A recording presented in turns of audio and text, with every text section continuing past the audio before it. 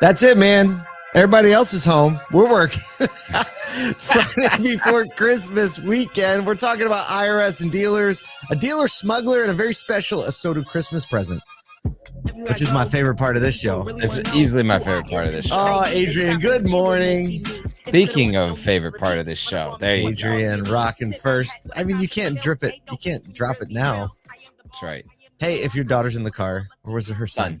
Son. Your son's in the car. Shout out. Your mom's Shout awesome, out. man. Kudos. Your mom's awesome. Oh, boy. Okay, so we were just talking about this before the show, that there's like this typical, what'd you say? You said news duds? News duds. Yeah, it's just this typical kind of like, I mean, all of the news reporters in the world have been focused on the last 3 weeks, curating their top 10 lists of 2023 so that they have a day off. Inject them into this 10-day period of news. It's a magical time. Well, I'll tell you what, we have some special stuff coming for you over the next week during this dud news. Oh, you heard that? Adrian told us her son heard that. Yes. So the deal is, we had our year-end extravaganza event yesterday. It was so much fun. We're going to live stream it, I think, a few more times over the weekend so you can see it. But we're also going to be releasing a lot of segments. You can go over to YouTube and see it. I mean, you could probably see it on our site. I don't know exactly how to get to it. ASOTU.be, and it's like the first video. Is it? Yeah. ASOTU, ASOTU.be. You can check it out there. We're also going to be featuring segments of it on the morning show. So if you don't get to see it, there's so much variety. And what we said, the show was like an hour and a half. Yeah. Like, I felt like there was a telethon that should have been involved. Like, we should have had the call center.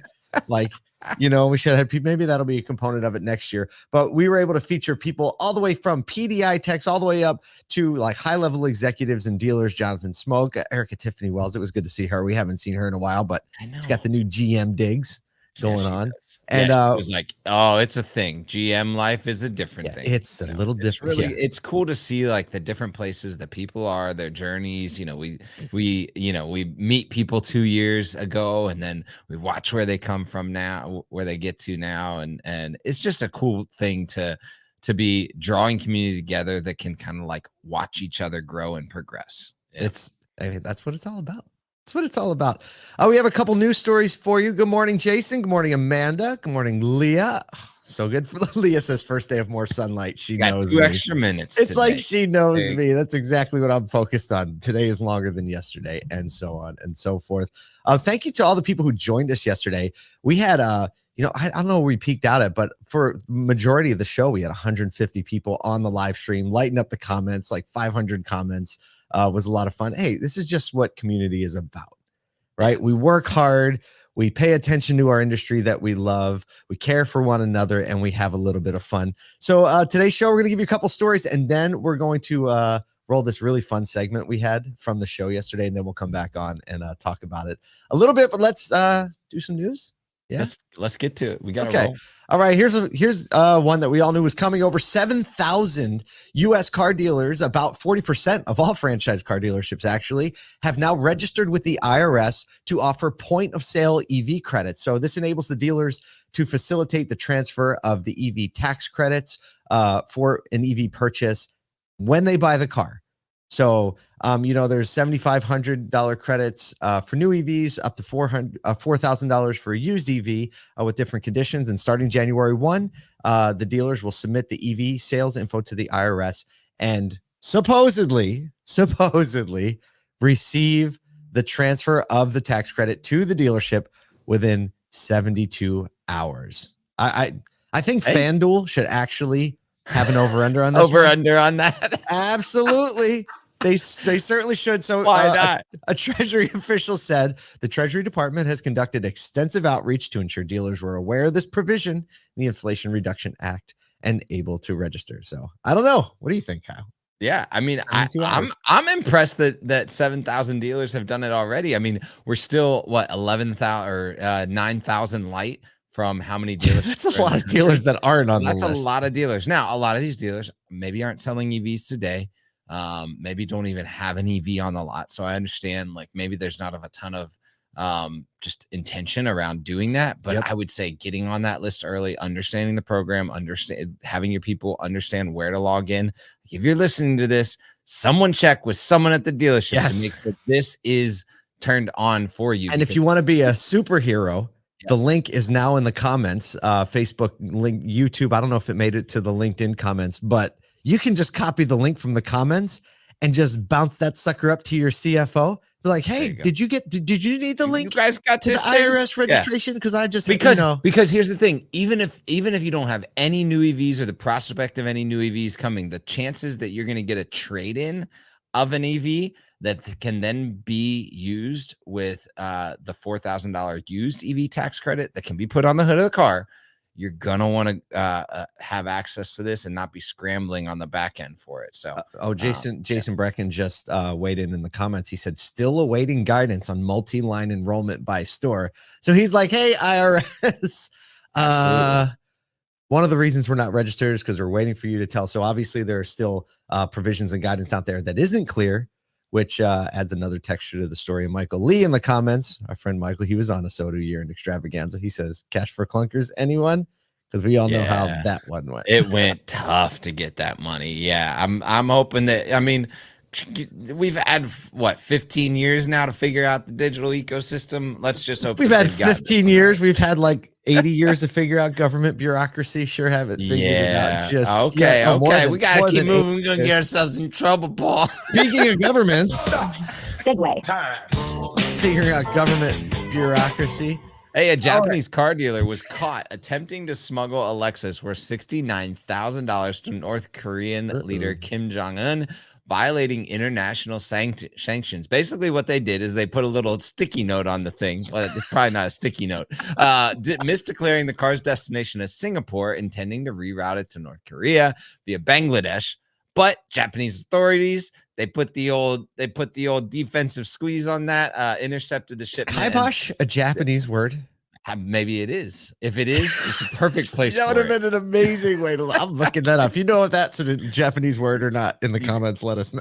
Go ahead, continue. But they were able to prevent it because that violates the trade laws and sanctions against North Korea.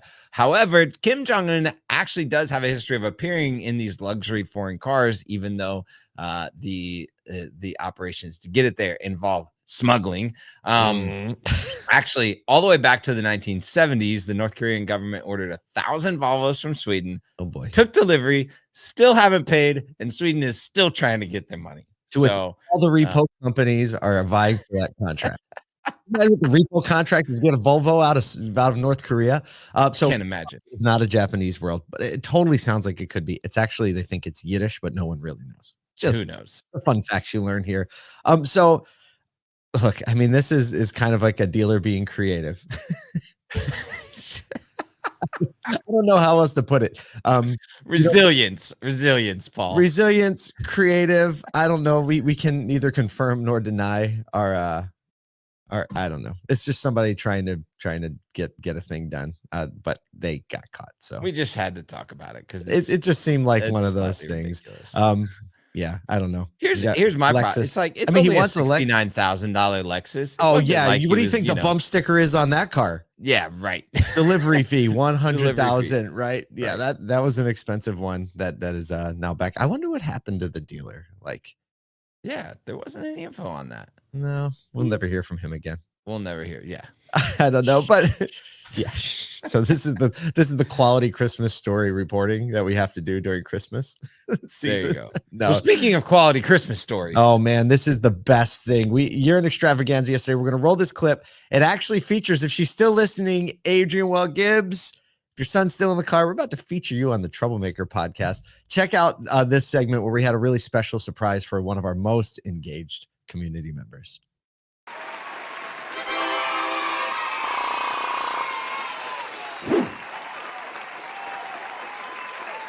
I mean, I know we're recording, but really quick, I was really worried about how festive I was going to be, so I just wanted to ask you guys a couple of questions really quick. So I have a necklace. I didn't know, if it's too much. And then Jordan told me maybe I should wear this hat. I don't know. It might be too much. I love it. I don't know. But I also have all of these options, even this one, but this one might be New Year's Eve. But I also have a Santa suit, like the hat, and I could, do the beard. I don't know. Is it too much? I know it's my first time. It's my first time. I don't know. Maybe it looks good. Yeah, I think it works. Okay, that was my prank, and you guys played along. Thank you. Well, we have a little bit of a confession to make. The real reason we invited you here today is that we are awarding you with the most engaged community member of the year award. It's our first ever. Actually, we see you, how much you care about our community, how much you care about the industry, and how much you press in, and we want to honor you for that. So we know that you weren't able to attend ASOTUCon last year and that you really, really wanted to. So this year, we're going to see to it that it happens. As the reward for being the most engaged community member, we are gifting you an all expenses paid trip to ASOTUCon this year. That's ticket, airfare, hotel room. All you got to do is clear your schedule and make sure that you are there hanging out with us in May.